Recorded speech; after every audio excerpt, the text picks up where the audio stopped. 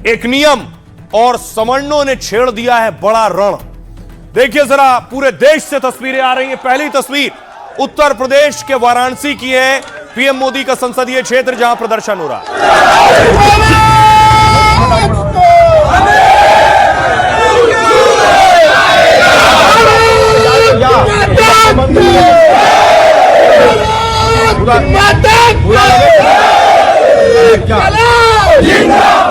अब तक तो सहते बहुत रहे, अब और न सहा कुछ जाता है। ऐसे यूजीसी काला कानून को हमने बहुत पैरों से कुचला है। इसलिए शपथ खाकर कहता हूँ, बाबा विश्वनाथ की नगरी में 27 में तो भगाएंगे ही भगाएंगे, 29 में भी लोकसभा से भगा देंगे। निसवर्णों को हल्के में ना लो। परिवार के साथ अत्याचार होगा, हम लोग सहेंगे? कैसे सह लेंगे भाई? ये कहाँ की बात है? ये काला कानून वापस हो, हम लोग खुल कर विरोध करेंगे, यही फांसी लगाएंगे। समाज जो है सहेगा नहीं अत्याचार। अब देखिए जरा, दूसरी तरफ करनी सेना भी सड़कों पर निकल आई है। करनी सेना ने भी कपड़े उतार कर प्रदर्शन किया।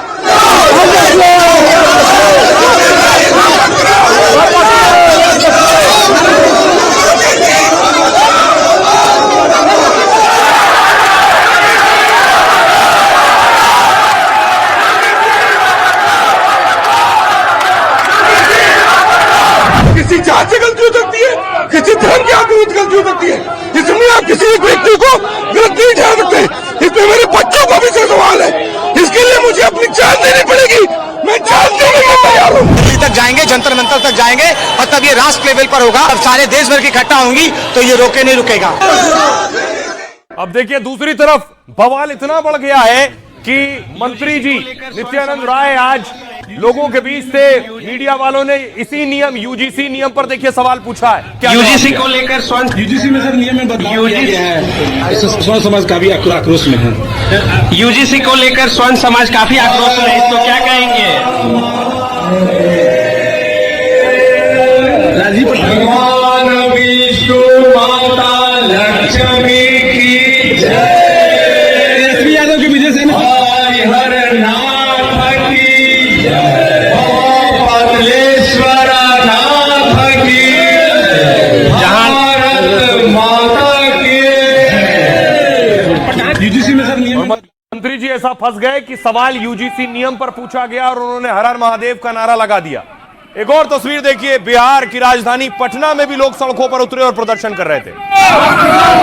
काला धान वापस लो, किसी वापस लो, काला धान वापस लो, किसी वापस लो। न सिर्फ बिहार, आपको लिए चलता हूं मध्य प्रदेश। भोपाल की तस्वीर आप देख रहे हैं, भोपाल में भी लोग सड़कों पर उतरे इस नियम के खिलाफ। यूजीसी वापस लो, काला कानून वापस लो, यूजीसी वापस लो, यूजीसी वापस लो, काला कानून वापस लो। तो देश के हर शहर में लगभग इस तरह का प्रदर्शन हुआ। देखिए जरा, उत्तर प्रदेश के अलग अलग शहरों में तस्वीर गोरखपुर की देख रहे हैं आप।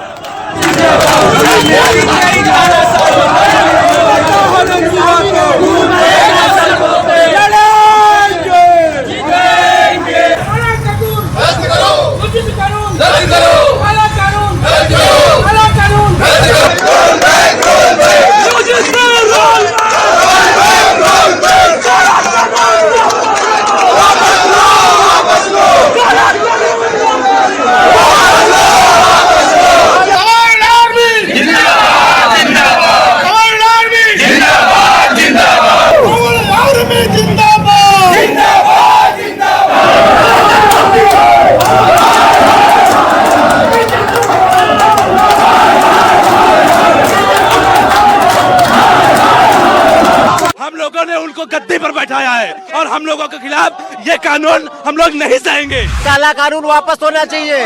विश्वासघात हो रहा है, इससे स्थिति संभल नहीं पाएगी देश में।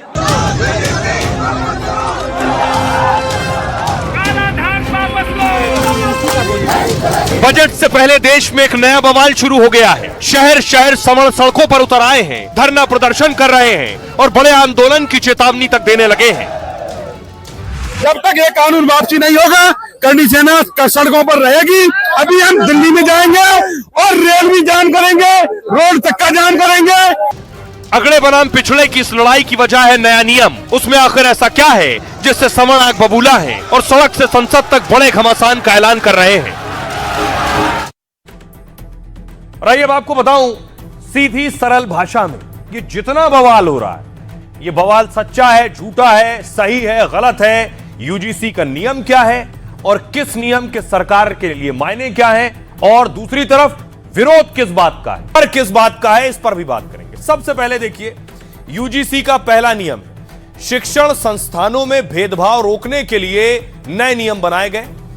जातिगत भेदभाव की परिभाषा का दायरा बढ़ा दिया गया, यानी पहले सिर्फ SC ST होता था, अब जातियों का दायरा बढ़ा दिया गया जिनके खिलाफ विरोध हो। जाति, धर्म, नस्ल, लिंग, जन्म स्थान या विकलांगता संबंधी अनुचित या पक्षपाती व्यवहार को जातिगत भेदभाव माना जाएगा। यह एक नियम का हिस्सा है। विरोध इस पर किस बात का है? डर और विरोध यह कि जातीय भेदभाव की परिभाषा और दायरा इतना बढ़ा दिया है कि छोटी छोटी बात या बहस भी हो गई तो भेदभाव का उसे नाम दे दिया जाएगा। दावा इससे झूठी शिकायतों का खतरा भी बढ़ सकता है। नियम भेदभाव रोकने के बजाय नया विवाद और बवाल पैदा कर सकते हैं। अगला नियम, जाति आधारित भेदभाव की नई परिभाषा तय की गई है, जिसमें ST, SC, OBC को ही जातीय भेदभाव का पीड़ित माना जाएगा। इस पर डर यह है, सवर्णों को पीड़ित नहीं, सिर्फ आरोपी माना जा सकता है। यानी बड़ी बात यह, पहले सिर्फ SC ST अगर ये कहें कि उनके साथ भेदभाव हो रहा है तो उसे भेदभाव माना जाता था। अब SC ST के साथ OBC भी जोड़ दिया गया है तो भेदभाव जिनके साथ हो रहा है उसका दायरा और बढ़ गया है। यह डर है कि इससे होगा क्या कि सवर्ण स्वाभाविक अपराधी की तरह ही हमेशा देखे जाएंगे।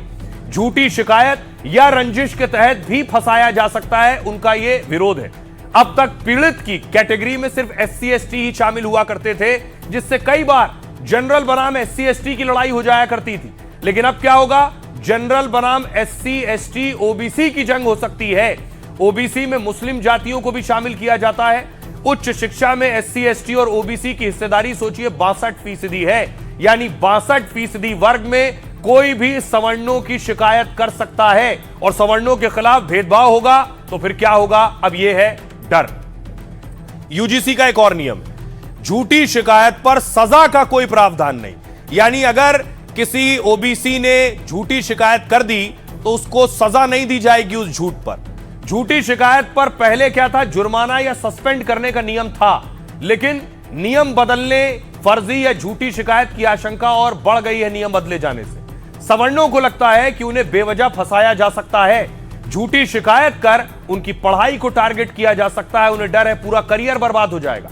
मेरिट या रैंकिंग में रोकने के लिए उनकी झूठी शिकायत भी की जा सकती है। एक और नियम है जिस पर बवाल है, हर संस्थान में समानता समिति बनाई जाएगी, यानी एक कमेटी बनाई जाएगी जिसे अंग्रेजी में इक्विटी कमेटी कहेंगे और हिंदी में समानता समिति। इस समिति के अध्यक्ष कॉलेज या संस्थान प्रमुख होंगे। लेकिन बड़ी बात क्या है? SC ST OBC महिला और दिव्यांग सदस्य इसमें जरूरी होंगे। 9 सदस्य होंगे, उसमें 5 ये जरूरी है। शिकायत पर यह समिति 24 घंटे के अंदर कार्रवाई करेगी। कार्रवाई ना होने पर यूजीसी ग्रांट यानी मदद रोक सकती है। संस्थान की मान्यता रद्द करने का भी प्रावधान है। अब इस पर डर क्या है? समिति में सवर्ण यानी जनरल कैटेगरी का सदस्य जरूरी नहीं है। यह भी हो सकता है कि उसमें सारे SC ST OBC हो, तो फिर इनको न्याय कैसे मिलेगा? सवर्णों को उनका कहना यह है किसी भी शिकायत पर फैसला एक तरफा हो सकता है। 24 घंटे में कार्रवाई के दबाव से गलत फैसला भी हो सकता है, उनका कहना है। और संस्थान आर्थिक मदद या मान्यता के डर से भी फैसला ले सकती है। डर के चलते संस्थान मेरिट के आधार पर फैसला नहीं लेगी। यह है नियम और डर और विरोध। अब सुनिए जरा लोगों को वो क्या कह रहे हैं। जो हिंदुत्व की बात करते करते हिंदुओं को ही बांटने लगी, एक है तो नेक है कहते कहते अब वो खुद जाति पात में बच्चों को बांटने का काम कर रही है। तो हमारा एक ही मांग है कि यूजीसी द्वारा जो काला कानून आया गया है, जो जातियों को बांटने का कानून आया है, वो जल्द से जल्द वापस हो। इस तरह का कानून लाकर हमें आपस में ही लड़ाने का काम क्यों हो रहा है? ये सरकार ये सब क्यों कर रही? एक तरफ आप कहेंगे कि एक रहिए, नेक रहिए, साथ में रहिए, एक तरफ करके इस देश में हमारा कोई अधिकार नहीं है सर। हम बस वोट देने के लिए हैं। अभी हम दिल्ली में जाएंगे और रेल भी जाम करेंगे, रोड चक्का जाम करेंगे और नेताओं के घरों में प्रदर्शन करेंगे। इससे हमारे बच्चों के भविष्य से खिलवाड़ किया जाएगा, निर्दोष बच्चों को फंसाया जाएगा, जो कहीं नौकरी के लायक नहीं रहेंगे, महिलाएं पीड़ित होंगी। जो काला कानून आया है, क्या इसी के लिए महाराणा प्रताप ने घास की रोटी खाई थी? क्या इसी के लिए हमारे वीर शिवाजी भगवा के लिए जान दे दिए? हम सभी लोग समानता के लिए आए हैं, तो समानता मिलनी चाहिए हम सबको। हर समाज एक होना चाहिए, ये नहीं कि SC ST OBC और फॉरवर्डों में लड़ाया जाए और फिर उसके बाद हिंदू मुस्लिम करके आपस में बांटा जाए। हिंदू हिंदू करके भाजपा आई है, ऐसे ही हिंदू हिंदू करके रोते हुए भाजपा को वापस जाना पड़ेगा। पूर्वजों ने इसको फलीभूत किया, आगे बढ़ाया। आज हमारे ही समाज के लोग, सवर्ण समाज के लोगों को प्रताड़ित किया जा रहा है। UGC में हमारे बच्चे जो है वो पढ़ने के लिए जाएंगे, वहाँ उनके ऊपर मुकदमा लिखा जाएगा, 3 साल की सजा होगी। हम लोग क्या करें, कहाँ चले जाएं? ये हम लोग इसीलिए यहाँ ज्ञापन देने के लिए आए हैं। सरकार केवल जाति भेदभाव बनाना चाहती है, जाति में ऊंच नीच करना चाहती है, इसलिए लाखों छात्र घेराव करेंगे और आगे से सरकार का और विरोध करेंगे। ये जातीय डिस्क्रिमिनेशन फैलाना चाहता है, जातीय भेदभाव फैलाना चाहता है इस देश में, युवाओं को लड़ा करके आपस में इस देश में गृहयुद्ध खड़ा करना चाहता है। ये गृहयुद्ध कराना चाहता है। ये नेता तानाशाही कर रहे हैं। ये तो गृह युद्ध की तैयारी कर दिए मोदी जी। आखिर ऐसा क्यों किए उन्होंने?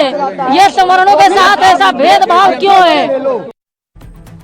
अब देखिए जरा, ये लड़ाई यहां तक पहुंच गई है कि अगली जाति के सवर्ण अधिकारी इस्तीफा तक दे रहे हैं। फिर देखिए, ये बरेली के सिटी मजिस्ट्रेट अलंकार त्रिपाठी कल इस्तीफा दिया था, आज देखिए प्रदर्शन में शामिल हुए।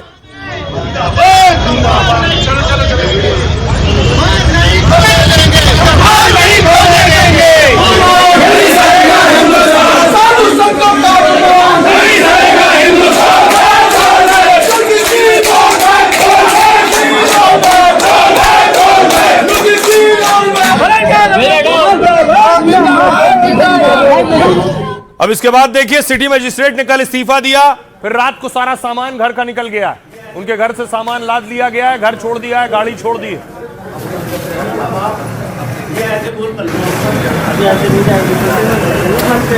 जिन लोगों को लगता था कि ये उनका जन्मसिद्ध अधिकार है कि हम कमजोर वर्गों के बच्चों को जो है डिस्क्रिमिनेशन करेंगे, उनको थोड़ी दिक्कत हो रही है, बाकी किसी को हो नहीं रही।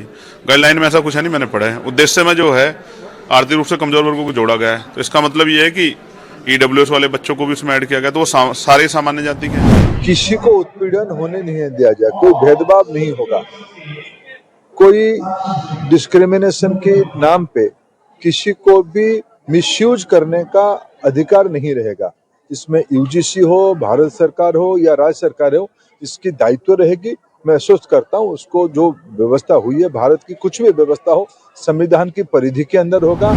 विरोध सबका है, पर सरकार तो स्पष्ट करे वो किस रूप में इसको लाना चाहती है। मैं बहुत स्पष्ट कर दूं, सरकार एक मुद्दे से ध्यान हटाने के लिए दूसरा खराब मुद्दा लाती है, कंपटीशन है, दूसरे खराब से तीसरे खराब मुद्दे पे जाती है। अभी इसकी समीक्षा हो रही। मैं व्यक्तिगत अपनी राय जहाँ तक है, मैं चाहूंगा कि इस कमेटी जो बने सभी लोग, सभी वर्गों की मिला के बने, ताकि किसी के साथ पक्षपात ना हो सके। अहिल्याबाई होलकर की मूर्ति सरेआम तोड़ दी बुलडोज करके बनारस में मणिकर्णिका घाट पे, और अब UGC बिल लाकर उसमें भी आप लोगों को बांटने का काम करते, केवल सत्ता के लिए। सत्ता में कैसे बने रहेंगे, इस पे काम ये कर रहे हैं, पर जनता समझ चुकी है। अब देखा भी, अलंकार अग्निहोत्री ने इस्तीफा दिया। मैं मांग करूंगा भाजपा से, विधायक और मंत्रियों से भी जल्दी इस्तीफा दे दीजिए। पहली बात, UGC के मामले में सुप्रीम कोर्ट का फैसला है, तो अगर उसमें कमी है, जिसको संज्ञान में है कि इसमें ये दिक्कत है, तो सुप्रीम कोर्ट में अपना वकील लेकर के दायर करना चाहिए कि ये कमी इसमें ऐड कर लिया जाए।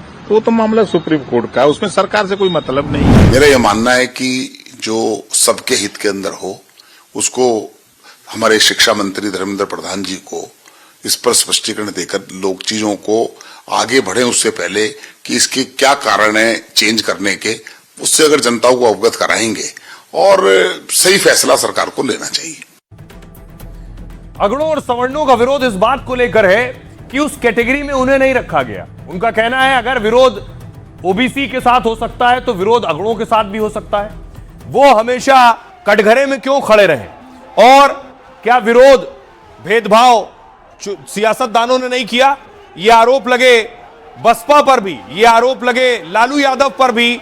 चुनाव के दौरान इन सियासी पार्टियों के नारे ये बताते हैं कि कैसे चुनाव में सवर्णों को टारगेट किया गया, अगली जातियों को टारगेट किया गया। इसलिए कोई ये कहे कि अगली जाति के साथ भेदभाव नहीं होता, ये गलत है। उसकी नजीर आपके सामने मैं रखने जा रहा हूं। सबसे पहले नारा देखिए, तिलक तराजू और तलवार, इनको मारो जूते चार। ये अगली जातियों के खिलाफ नारा था। बीएसपी और मायावती ने यह नारा दिया तो हकम मच गया था। तिलक का मतलब था ब्राह्मण समाज यानी सवर्ण, तराजू का मतलब था कायस्थ, वो भी सवर्ण में आते। तलवार के जरिए क्षत्रिय यानी ठाकुरों को टारगेट किया गया। दलित पिछड़ों को साधने के लिए सवर्णों पर हमला हुआ। सवर्णों ने भारी प्रदर्शन और विरोध किया तो नारा बदलना पड़ गया। और ये यही नहीं खत्म हुआ, यह भी भेदभाव की कैटेगरी में आता है। नया नारा, ब्राह्मण बनिया ठाकुर चोर, बाकी सारे DS4, काशीराम के दौर का नारा। मायावती के गुरु रहे कांचीराम ने नारा दिया था। इस नारे के जरिए भी उनके टारगेट पर सवर्ण थे। दलितों को साथ लाने के लिए 45 साल पहले नारा दिया था। DS4 का मतलब था दलित शोषित समाज संघर्ष समिति, यानी सवर्णों के विरोध के नाम पर संगठन बनाया था। मायावती के गुरु के नारे पर भारी विवाद और हंगामा भी हुआ था। और दूर मत जाइए, लालू यादव का दिया नारा, भूरा बाल साफ करो। इस नारे को लालू यादव की सियासत से जोड़ा जाता है। भा से भूमिहार, रा से राजपूत, बा से ब्राह्मण और ला से लाला, मतलब सवर्ण जातियों को हाशिए पर ढकेलने का फॉर्मूला था ये।